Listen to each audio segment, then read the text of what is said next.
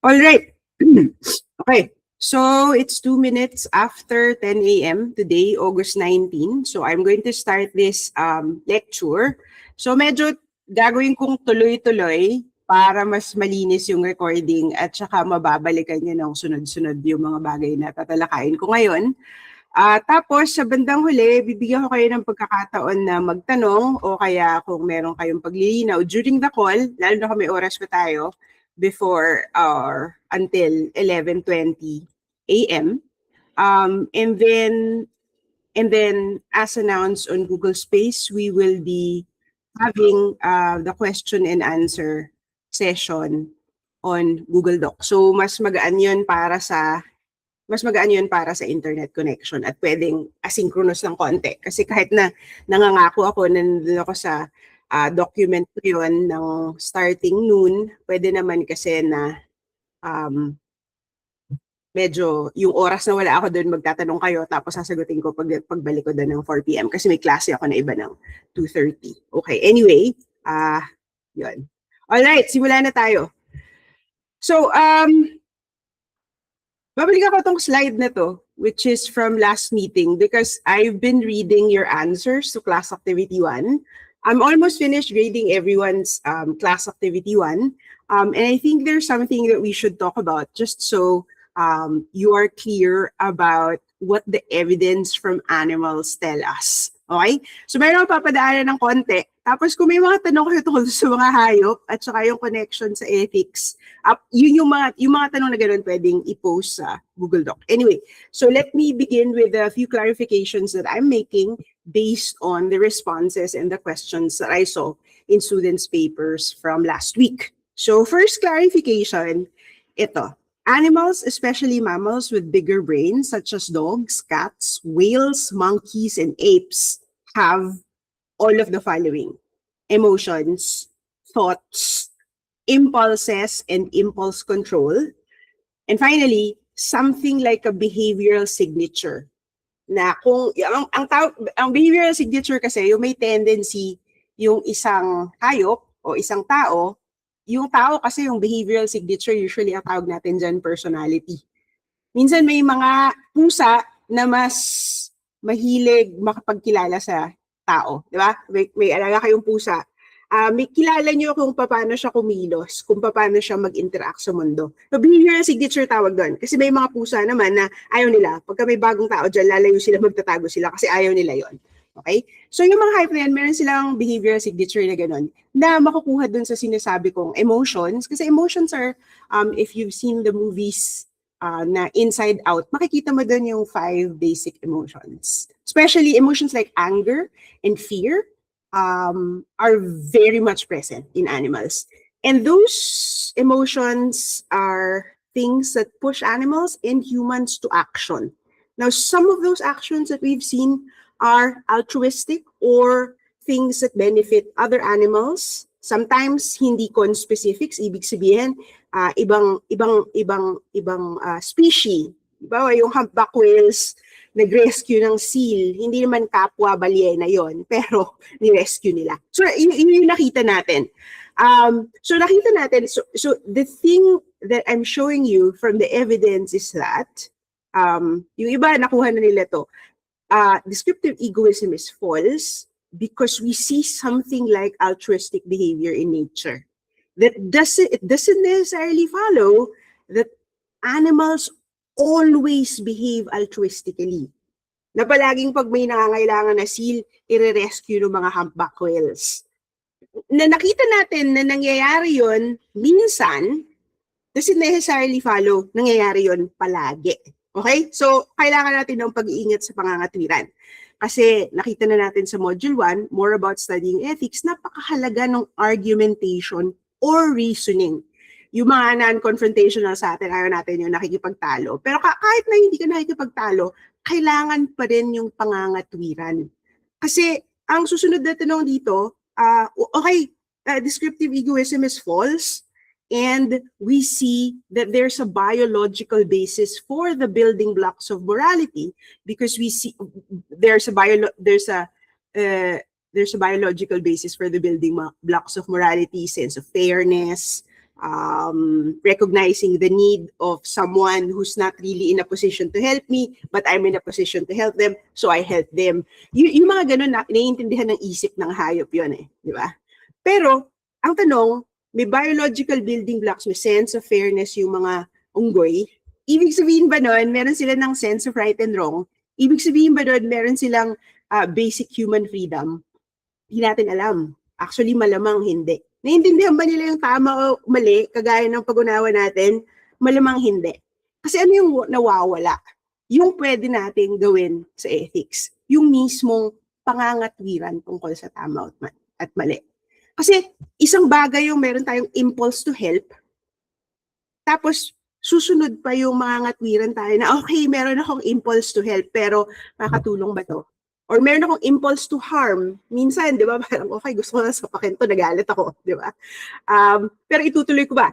Minsan yung trained dogs, makikita natin yan. Eh. Meron silang aggression, baka gusto nilang mangagat, pero na-train sila, hindi nila gagawin, di ba? Pero yung aso, inuutusan ng tao yun kasi yung training nga. Pero tayo, parang ang tanong dyan, yung tanong sa ethics ay, kung ako tinitrain ko yung sarili ko, paano ako kilos? Ano yung gabay ko sa pagkilos sa sarili ko? Nanggagaling yun sa sarili kong kalayaan at pangangatwiran. Yung dalawang bagay na yun ang pinagtutuan na natin ng pansin dito sa Ethics 1. Okay, yan yung mga paglilinaw mula doon sa ebidensya. Kasi parang nakakita ko ng mga hasty generalizations doon eh. Na parang, okay, altruistic palagi ang mga hayop. No, that's not the case. If we observe animals, they do behave altruistically sometimes, and they do behave egoistically sometimes, just like people. Okay? So, ang nakikita natin doon, nagkakaroon tayo ng pag-uusap tungkol sa tama at mali kasi nakakakita tayo sa tao ng kakayahang pumili. So, yun yung paggamit ng kalayaan. At yung paggamit ng kalayaan ay konektado sa pangangatwiran. Kaya nga kasi, pag may ginawa tayo, minsan pwede tayong sisihin, pwede tayong purihin kasi parang pinili natin yon. Pinili natin gawin yon. So, there can only be a sense of right and wrong if there is an actual choice. When something or someone is forced to do something, usually we cannot praise or blame that action. Okay. Okay. So, sunod, itong altruism, ang nakita lang natin doon sa ebidensya, itong first bullet point dito sa slide na to, no? Humans and other animals can sometimes behave in altruistic ways.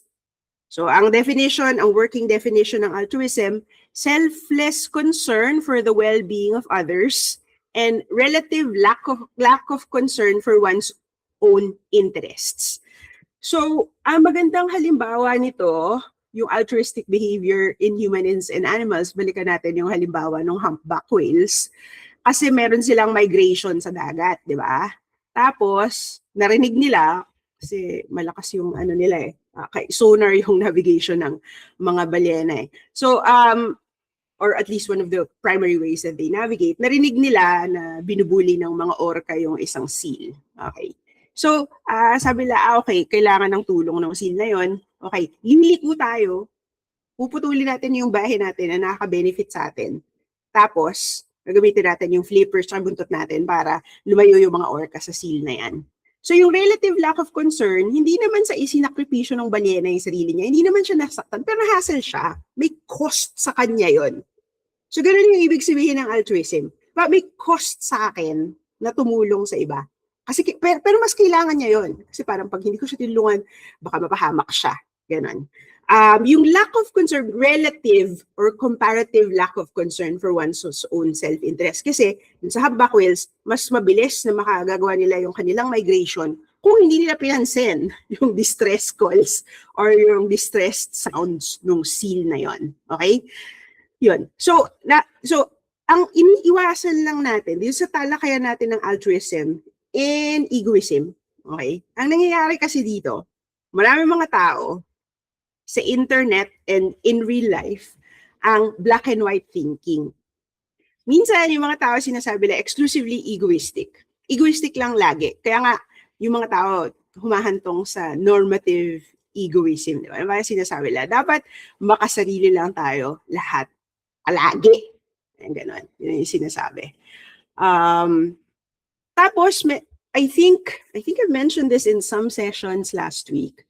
I think this tendency to say that we should always be looking out for ourselves only is a backlash or an overreaction to the point in pink font on this slide. Namely that we must behave altruistically all the time. Madalas nga, ang pinanggagalingan nitong idea na to na palagi kailangan para sa kapwa. Palagi kailangan para sa kapakanan ng iba, hindi para sa kapakanan ko. Madalas yung pag-iisip na yan ay may connection sa religion. Okay? Minsan, sa religion, yun konektado. So, sinasabi ng mga tao parang, para sa iba, di ba? But one question that we can ask, kasi ang number one sa ethics ay, pwede ka lang mag-obliga, lalo na, pwede ka lang mang-obliga ng tao, totoong may kakayahan silang gumawa ng bagay na inoobliga mo silang gawin yon. So you can, may principle doon sa in English. The simple principle is ought implies can.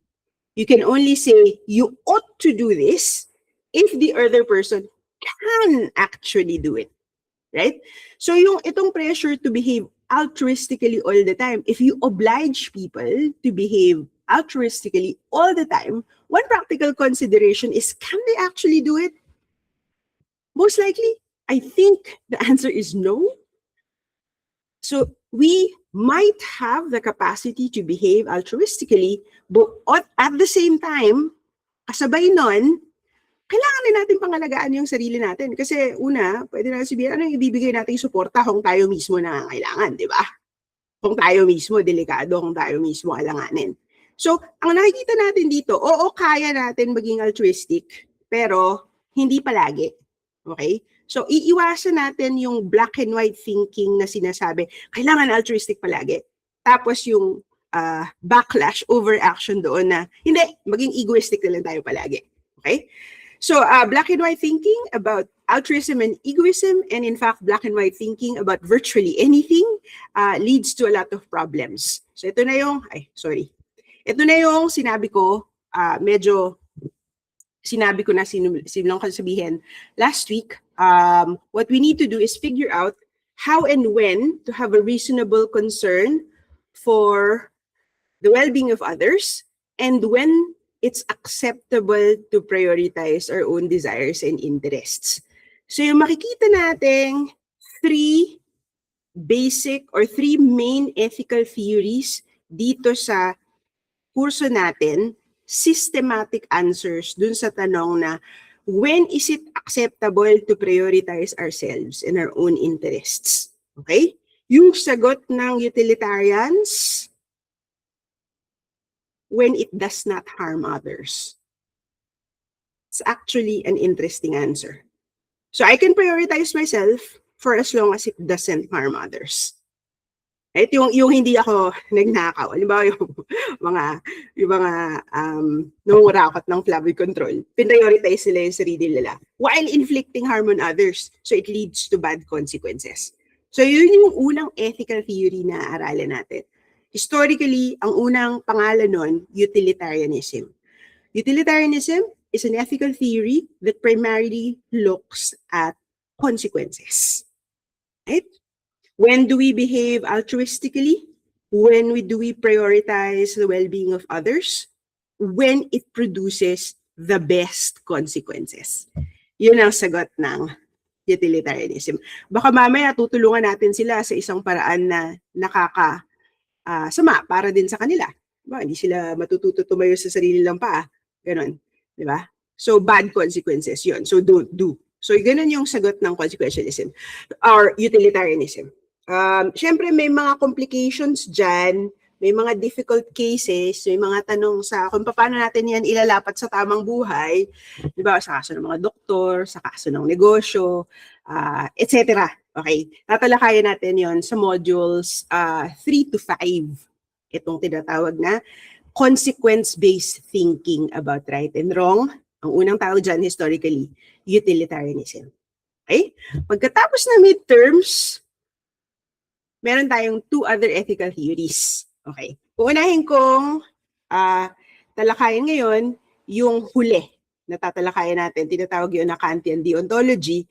So ang sagot ng ni Immanuel Kant, isang pilosopo, isang German philosopher from the Enlightenment period, sabi niya, ang batayan ng tama at mali ay ang proper use of freedom so that when I make choices to prioritize myself and my interests and my desires, I do so in a way that does not amount to self-sabotage. And I do not do something that I don't want to be done to me. Okay? So si Kant, meron siyang mga logic or reason-based ideas about the proper use of freedom. Okay, mag-alala ako, marami kayong tanong dito kasi napakaraming detalye. Nakakabit nito, makikita natin sa modules 8 to 9. Okay? So, yung huling theory na tatalakayin ko ngayon, yun yung modules 6 to 7. Okay? So, when is it acceptable to prioritize our own interests? When are we required to prioritize other people's well-being? Ang sagot ng virtue ethics dyan ay, what kind of person will I become if I don't help? So yun yung isang tanong dyan. Or am I slowly becoming the kind of person I don't want to be? Na ayoko maging ganon, na parang manhid sa pangangailangan ng iba, walang pake. Kung ayaw ko maging ganon, may mga pagkakataon na ayaw kong tumulong, pero tutulong pa rin ako. Kasi pwede naman. Hindi naman sobrang extreme yung cost sa akin. Okay? So yan yung mga sagot. So yung mga ethical theories na ipapakilala natin na matututunan nyo sa kursong ito ay dadaanan natin yung buong proseso ng pangangatwiran ng mga nag-isip at nagsulat sa mga teoryang yon na may sistematikong sagot sila dito sa parang tinatanong niyo sa akin, ma'am, kailan nga ba? Kailan nga ba pwedeng okay lang na prioritize ko ang aking sarili? So, unang sagot, when it does not harm others, when it does not produce bad consequences. So, yun yung unang sagot. Pangalawa, kung nakakatulong ito sa pagiging isang uri ng tao ko na gusto ko maging ganon. Halimbawa, gusto ko maging matapang, gusto ko maging generous, gusto ko maging compassionate, gusto ko maging makatarungan. Okay? So, yun yung magiging gagawin ko. Yung pangatlong sagot, depende kung ginagamit ko ba ng maayos yung aking kalayaan. Okay? Baka mamaya, kasi may tanong rin, ito yung tanong, no? When do I prioritize my own desires? Is it okay? Is it okay if I prioritize my own desires all the time? Actually, even if you do that, makikita mo na ikaw mismo, ikaw lang mag-isa, tayo lang mag-isa, meron tayong desires na magkakasalungat. Diba? Minsan may gusto tayo na kasalungat ng isa pang gusto natin. So, miski doon, kailangan natin mga twiran at saka pumili na maayos. Kasi pag hindi tayo nakatwiran at pumili na maayos, tayo rin yung talo, kumbaga. Kasi ganun yung self-sabotage. Pumipili tayo sa isang paraan na mas lalo tayong nagiging hindi malaya. Okay? So, yun yung pag-uusapan natin sa modules 8 to 9, yung Kantian deontology. Okay? So, ganyan yung connection ng main theories dun sa lessons natin sa modules 0 and 1. Okay. So, punta na tayo dito sa ating morality and religion. So, ito na yung module 1. Okay? So, I'm going to recapitulate the important points about morality and religion. Tapos yung activity nyo, kasi for this week, may lalabas na Google Form dun sa Google Classroom, so class activity. So yung isa, connected to morality and religion, yung isa tungkol sa moral relativism. So bale 3 points kayo this week Okay? So one answer to a question on morality and religion, one answer to a question about moral relativism, and the third point is coming from, ayan, kung umattend kayo, kasi itong Google Meet naman may attendance. So yung nag-attend dito, yun na yung third point. Okay? So 3 points for this week. Last week, 4 points yung class activity. So yung class activity 2 ay magiging online at yun ay 3 points. Okay. So first question is about morality and religion. So makinig kayo para masasagot niyo yung tanong. So una, makita natin yung Euthyphro dilemma. Si Euthyphro ay isang tao nung panahon ng mga sinuunang Griego na siya ay ultra-religious. Si Euthyphro ay ultra-religious. In fact, he is considered a priest in the ancient Greek world. Okay? So parang, ano siya, puro tungkol sa pagiging banal yung laman ng utak niya. Kasi si Euthyphro, ang pinag-usapan niya ay yung piety. So yun yung piety, yung pagpapakabanal, yung pagsunod sa utos ng Diyos. So tas isang beses, may ginagawa siya actually kasi ano niya kinasuhan niya sa korte yung tatay niya. So parang kasi sabi niya parang may ginawa yung tatay niya na hindi banal, gano'n. So tapos sabi si Socrates sa kanya, ba't mo ginagawa yan? Bakit inaatake mo sarili mong tatay? Gano'n. Tama ba yan? So nag-usap sila ni Socrates, tapos yun yung dialogue dito. Hindi natin dadaanan lahat ng detalye. Pero yung Euthyphro dilemma ay sikat na sikat kasi sa ethics lalo na, sa theology din, kasi yung dilemma na iyon ay nag-a-apply sa lahat, kahit na sa mga taong very religious and very committed to their religion. And no matter what the religion is, it could be Christian, it could be like the ancient Greek religion na marami silang Diyos. Di ba? Maraming Diyos yung mga Griego, di ba? Si Zeus, tapos may mga iba pang Diyos. Di ba? Tapos, pwede rin na ang religion ay Hindu or Muslim, di ba? Kaso kahit na sinong naniniwala sa Diyos, tapos nag-iisip tungkol sa tama at mali, lalabas tong dilema na to. So ang dilema, hindi sa lahat ng pagkakataon na meron kang pinagpipilian na dalawang bagay may dilema na. Okay? May dilema lang pagka dalawa lang yung options mo, hindi tatlo, hindi apat, dalawa lang, and the two options are equally bad. Okay? Equally bad. Parang damned if you do, damned if you don't. Kahit na anong piliin mo, parang may mali. Parang ganon. Okay? So itong Euthyphro dilemma, first option, if you say, what is morally good is dependent on what God says. So yung tanong ni Socrates kay Euthyphro, yung sinasabi ba ng Diyos na mabuti, parang batay lang sa kung ano talaga yung trip niya, yung preference niya. Sinasabi niya kung ano yung mabuti kasi yun yung trip niya. So morality is entirely based on God's say-so or preference. So yun yung first option. This option is bad because it seems to make morality completely arbitrary. Kung ano lang yung maisipang sabihin o piliin ng Diyos, automatic nagiging mabuti kahit ano yun. In fact, in the Judeo-Christian tradition, there are stories that seem to align with this option. If you recall in the Bible, in one story in the Old Testament, Abraham was asked to sacrifice, to kill his son. So yung pagpatay ng isang ama sa kanyang anak ay masama. Pero naisipan ng Diyos isang beses, sabihin kay Abraham, okay, isakripisyo mo yung anak mo.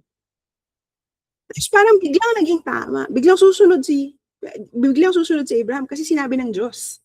Diba? So, itong option na to, it seems like it's a serious problem because it makes morality arbitrary. Okay?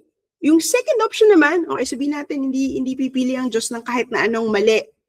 In fact, in the Abraham story, parang binawi ng Diyos yun eh. Pero parang, it's a very strange story because it also is a story about whether Abraham is willing to follow the will of God no matter what it is. No matter what it is. right? Even if it seems to lead into something that he ordinarily thinks is immoral and unacceptable. Okay? So kung pupunta tayo dun sa second, okay, God will never command anything bad, will never prefer anything bad. Okay? Dito naman, ang problema ay, mukhang hindi Diyos ang Diyos. Kasi kung miski siya, may sinusunod na standard of right and wrong na mas mataas sa kanya, merong mas mataas sa Diyos. Okay? So, yung Euthyphro dilemma, kailangan ka pumili. Tapos kung theist ka, ibig sabihin ko naniniwala ka sa Diyos, problema pareho. Problema pareho. Ngayon, sasabihin ko na ngayon, ang ating kurso ay hindi philosophy of religion. Philosophy of religion, tinatalakay nila ng mas mabuti pa, lalo na yung will God will anything bad? Will God prefer anything that is traditionally immoral for people? What about evil? Does God permit that to happen? Yung mga tanong sa philosophy of religion, hindi natin tatalakayin yun kasi nga hindi philosophy of religion yung klase natin. Meron dun sa, binigay ko na sa module 1, may mabilis na sagot yung tinatawag na Christian solution to the Euthyphro dilemma, which is a 3-word sentence, namely that God is good. Okay? So, God is good, so He will not command anything bad, and there is a standard of morality, but it is not above God, it is part of God.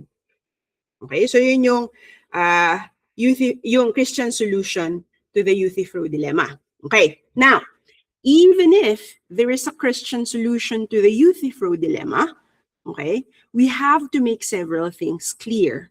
First, if you're a Christian, I know that probably some of you on this call are Christians or Catholics, okay? So magiging tanong dyan, how do you know that God is good? How do you know?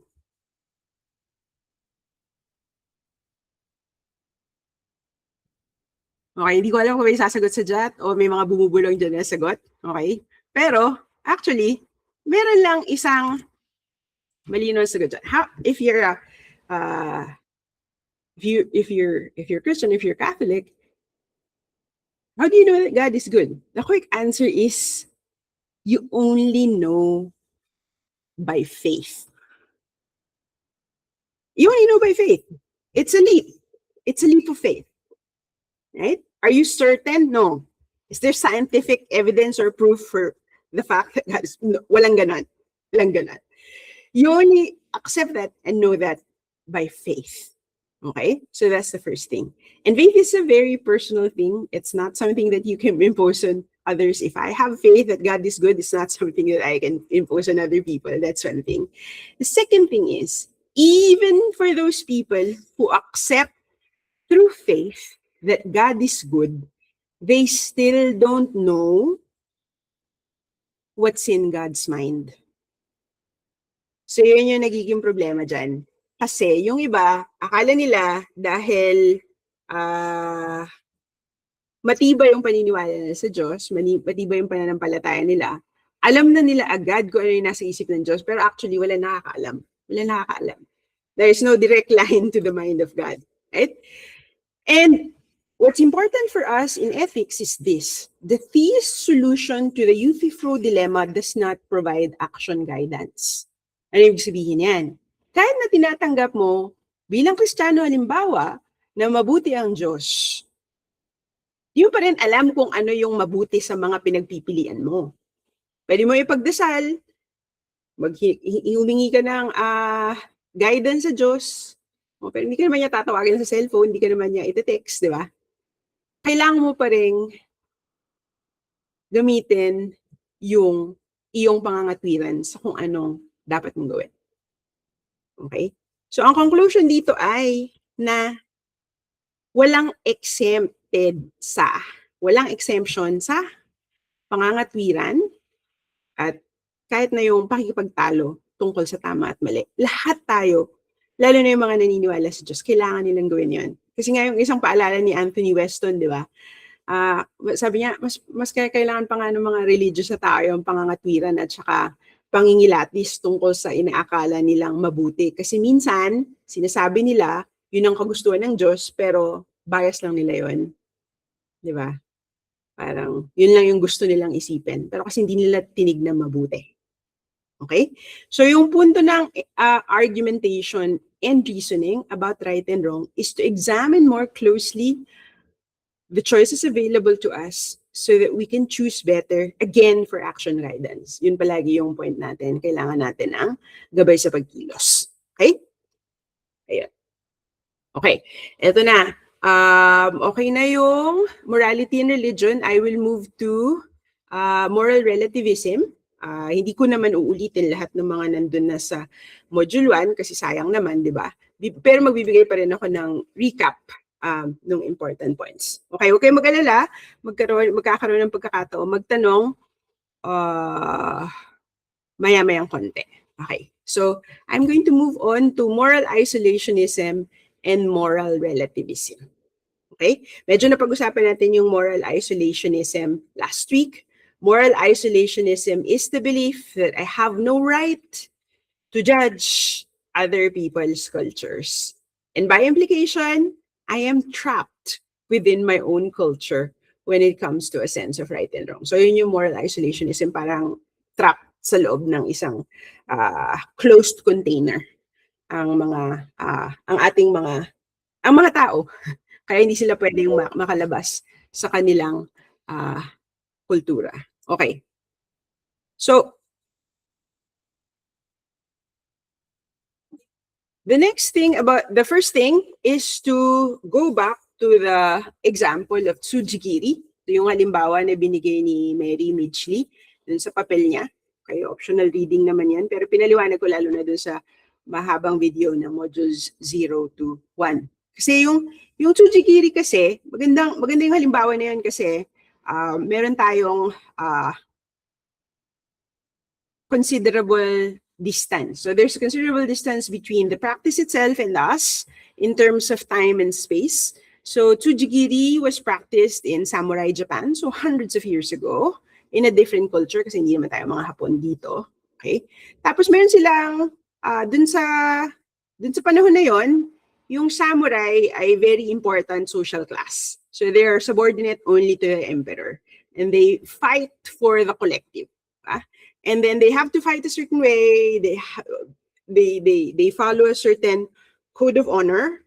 And then they have the special equipment, which is precisely the sword. Kaya nga samurai yung tawag sa kanila. Tapos yung samurai ay dapat na matalas, hindi lang kahit na anong klaseng talas, pero sharp enough to cut a man in half in one clean stroke. Okay? So pagka may bagong sword, kailangan i-test nila. So pag tinetest nila yung bagong sword, bagong panda yung samurai na yon, tapos kailangan malaman ng samurai ay, okay, sharp enough ba tong sword na to? Meron siyang permission para i-testing yung kanyang, so parang testing on human subjects. Titignan nila kung matala. So one clean stroke from one shoulder to the opposite waist. So pag ganun. So makikita natin yung cultural difference kasi meron tayong mga response dito. Una, shock and maybe even strong rejection and disgust na parang how barbaric, how horrible. Parang grabe naman ang violence nila. Gaano kahalaga ba yung talas ng sword na yan? Talaga bang mas mahalaga kaysa sa buhay ng isang inosenteng tao na wala namang ginawa, dumadaan lang doon sa tabi, tapos biglang pinatay? Tapos baka may mga questions tayo tungkol sa, pwede mo bang gawin yan sa bangkay? Kasi at least wala kang pinatay, di ba? Kasi patay na yon. Or pwede mo bang gawin sa baka? Parang gano'n. Gano'n yung mga tanong natin, di ba? Ano ba't kailangan tao? Tapos, merong attempt to explain the practice, right? To explain why they accept it. They have a word for it. So they know that it's a kind of thing that happens, right? Dito, dun sa attempt to explain the practice, to say even that there is implicit consent because the people passing by know that it's one of the risks they take when they travel outside a certain area. So parang may implicit consent. Hindi naman nagpaalam yung samurai na may I cut you in half, pero parang may implicit consent kasi meron silang salitang ganon. Alam nila nangyayari. Alam nila pagka lumayo ka sa village mo, pwede kang mamatay sa mahulog sa bangin, exposure to extreme temperature. Pwede ka rin mahati ng isang samurai. Parang ganun. So parang yung implicit consent. Pagdating natin dun sa implicit consent na yun, na idea, nakikita natin na mali na yung moral isolationism kasi parang bakit kaya nating intindihin ng ganun? Lalo naman tayo sa Samurai Japan. Di naman tayo naging Hapon. Di ba? So it looks like moral isolationism is false, not least because we can make an effort to understand why they do that, where they are coming from, why they think this is acceptable. Yung moral isolationism kasi, nakikita natin na mali siya kasi moral judgment is possible. Yung attempt to make sense of the practice of tsujigiri, parang leading towards positive judgment yun eh. Parang pwede natin tanggapin na yun ang pinili nila kasi ganito, kasi ganyan. Okay? So pag pwede yun, pag pwede yung pagpapaliwanag na yun, pag pwede yung pag-intindi na ganun, ibig sabihin, mali yung moral isolationism. Pwede tayong mag-compare kasi pwede tayong mag-intindi ng hindi atin. Di ba? Pwede tayong umintindi ng hindi atin. Okay? Kasi moral judgment can be either positive or negative. It could be something like we compare our practice to this. Okay? They're a lot more collectivist than us. Maybe we will choose to be more collectivist like them, but maybe not to the extreme of sacrificing individual lives for something like this. Di ba? So pagka ganun yung naisip natin, based on comparison, based on effortful and reflective comparison, pagkakaroon tayo ng gabay sa pagkilos. Na ganito na yung gagawin natin sa lipunan natin, etc. Okay. So that's moral isolationism. Yung moral relativism naman, sense of right and wrong is tied to culture. Culture and even geographic location. Kasi gano'n naman yan, di ba? Yung kultura. Naugat sa parang particular na lugar at panahon. Kasi kahit na, halimbawa, yung particular na kultura, nag-evolve din yun. Ngayon, yung mga Japanese ngayon, hindi na nila tinatanggap yung tsujigiri na tinanggap ng mga ninuno nila nung nakaraan, di ba? So nag-evolve siya, di ba? So merong pag-isip, yung moral relativism ngayon, ayon sa mga relativista, ang tama at mali ay relative to culture. And that's it. End of the story. Okay? So, una natin sasabihin, yung nakita natin sa mga hayop, nakakita tayo ng biological basis for morality, biological building blocks of sense of fairness. Hindi culture yun, di ba? Kasi naalala nyo yung unggoy na nagbato ng pipino, kasi yung kapitbahay niya na unggoy, binigyan ng ubas siya, pipino lang, nagalit siya, di ba? Binato niya, tapos ayaw niya ng gawin. So parang building block of a sense of fairness, that doesn't seem to be cultural. Right? So if somebody says sense of right and wrong is exclusively culture bound, that is ignoring a very large body of evidence from evolutionary biology and even especially a lot of evidence from primatology. Yung libro ni Franz de Waal, marami siyang evidence from primatology pinapakita. Kasi one main point ni de Waal sa kanyang research ay ang building blocks of morality ay nandun sa nakikita natin sa primates. Hindi siya parang altruism na ano lang, na parang fake lang, na tinatago lang yung egoism sa ilalim, pero parang totoong altruism. So ganun yung point ni de Waal. Okay? So yung King Darius story na hindi ko na isipin dito, si Darius kasi ay isang hari ng Persia. Tapos inimbita niya yung mga iba't ibang klaseng tao sa kanyang harapan para ipaliwanag kung ano ang ginagawa nila tungkol sa kanilang mga patay. So sabi ni Darius, what do you do about your beloved dead? There's one group that buries their dead. There is, tayo pala yon, yung karaniwan naglilibing. Pero yung mga kausap ni Darius ay, yung isang grupo, yung mga Griego yun eh. Yung mga sinuunang Griego, meron silang tinatawag na funeral pyre. Pyre, P-Y-R-E. Sinusunog nila yung mga patay.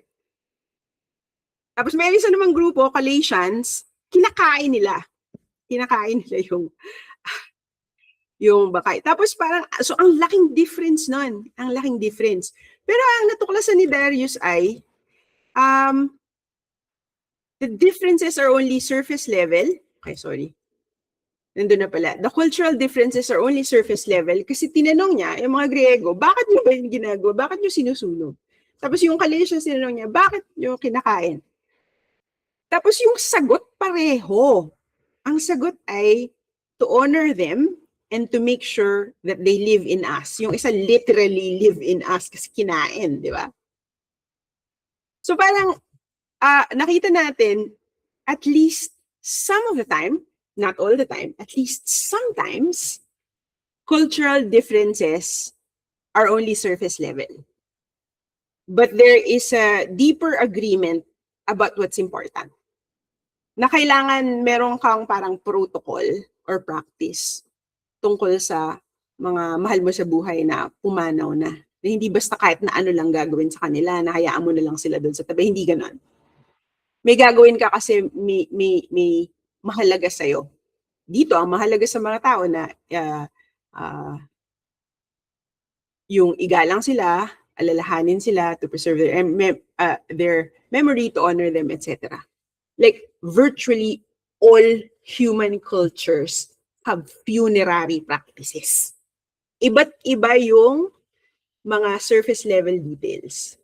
But the reason why all human cultures have this is, well, first of all, we all die. Deaths happen.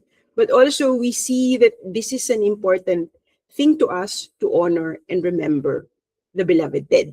So yun ang nakita natin dyan.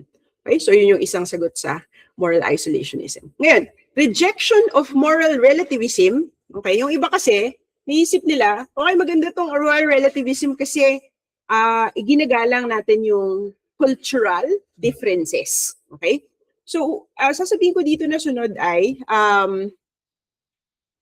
the rejection of moral relativism and moral isolationism does not automatically amount to context insensitivity and or blindness to differences. Okay? So, dun sa mga ethical theory na makikita natin, kasi minsan iniisip ng tao, kung merong objectivity sa tama o mali, parang dinidiktahan tayo ng morality. Parang hindi tayo malaya. Parang walang sensitivity to individual context. Okay? Makikita natin, mas lalo na sa module 6 to 7, itong punto dito, yung huling bullet point sa slide na to, objectivity is compatible with particularism and sensitivity to context. Okay? Ang binibigay na halimbawa dito ni Aristoteles, si Aristotle is the philosopher associated with the idea that objectivity is compatible with particularism. Ang binibigay niya dito ay yung medicine. Kahit na nung 2,400 years ago, ang medicine ay talagang hindi pa kagaya ng alam natin ngayon. Pero sinasabi ni Aristotle kasi, kung may sakit ang isang pasyente, kung ano ang ikagagaling niya ay depende sa kung ano yung konteksto niya. Sa anong gamot ba siya tumutugon? Mabigat ba siya? Magaan ba siya? Matanda ba siya? Bata ba siya? Mahilig ba siyang kumain ng ganito? Ngayon sasabihin natin, may allergy ba siya sa ganito? Meron ba siyang adverse reaction sa ganitong ingredient? May objective answer kung anong ikagagaling niya. Pero sensitive pa rin sa konteksto niya. Hindi mo pwedeng, kahit na dalawang tao, magkapareho yung sakit, pero iba yung konteksto nila, baka iba yung gagawin ng doktor doon. Iba yung minsan ganito yung nagiging problema ng Western medicine. Kasi yung Western medicine, meron siyang maging tendency na one-size-fits-all approach. Okay? So yung idea ni Aristotle about right and wrong ay ganito. There is a range of good, objectively good and objectively right answers. But it still can be sensitive to individual context, one, and two, respectful of freedom. Okay? Yung mga detalye niyan makikita natin sa mga susunod na module pa. Okay? Kung excited kayo, pwede nyo tignan yung ibang readings sa Google Drive folder. Pero sa ngayon, hanggang dyan muna tayo. Okay? Ngayon ay, okay na. Okay, I think we have reached the point where I'm almost ready to give you the general idea on what you need to prepare to answer the activity for this week. Okay, so we have a few minutes now Does anybody have questions or clarifications? You can raise your hand or you can type a question or point of clarification in the chat. Meron ba may tanong o paglilinaw dyan?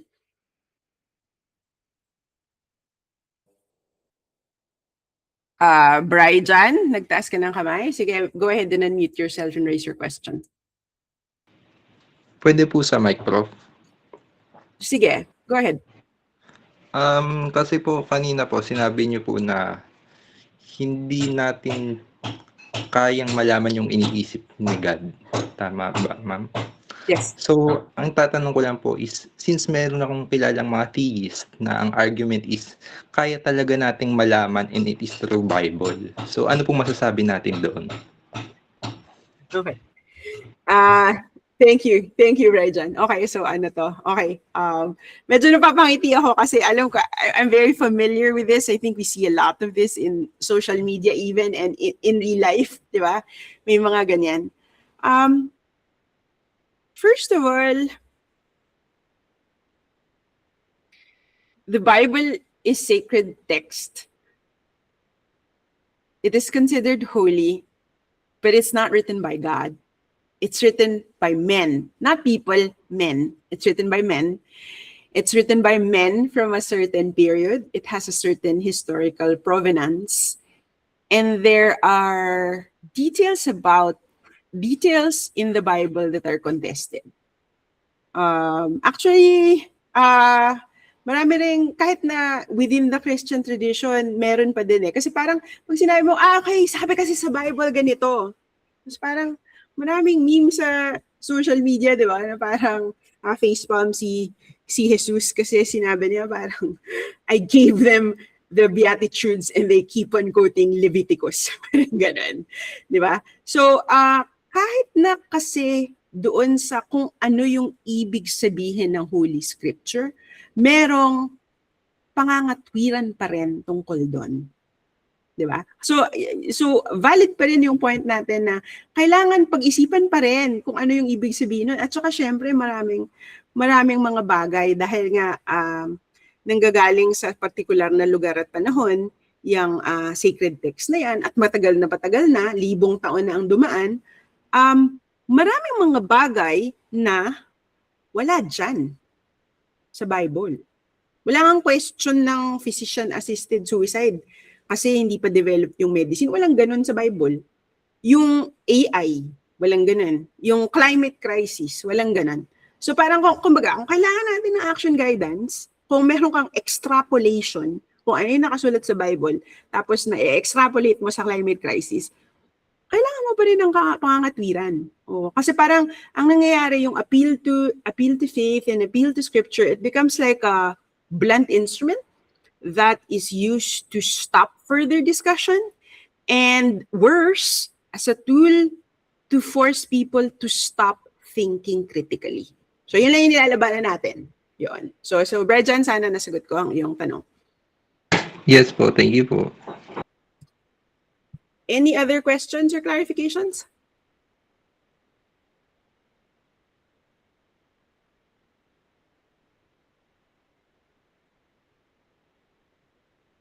Okay. Habang nag-iisip kayo, tapos baka naman pwede rin kayo mag-type sa Google Doc pala. Pwede kong sagutin doon. Yung magiging tanong ko, actually may connection sa tanong ni Brian eh. Sa isang tanong, ano ang pwede mong sabihin sa isang religious person para matulungan silang makita na kailangan nila pa rin mga tuwiran tungkol sa tama at mali. So yung first question ko dun sa class activity, medyo ganito. Yung sagot, pwede niyong kunin dito sa recording dito. Yung sagot ko sa tanong ni Brian dun sa sinabi ni Anthony Weston. Pero sabihin niyo sa sarili niyong kakayahan. Ganon. Okay. So yung isang question ay doon. Tapos yung isang question ay tungkol sa moral relativism and moral isolationism. So na ngayon lipat tayo sa ano na ito, sa topic na ito, meron ba kayong mga tanong dyan?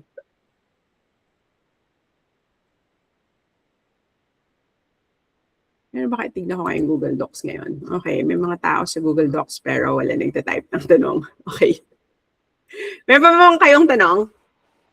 O, okay na kayo. O magtatanong, isipin nyo pa, i-formulate nyo pa.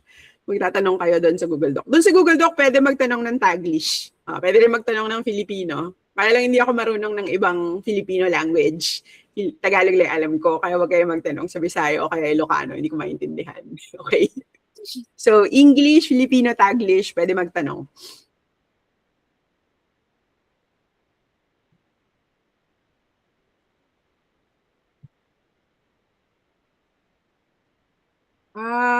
Brian, nagtataas ka ba ulit ng kamay? No po, ma'am.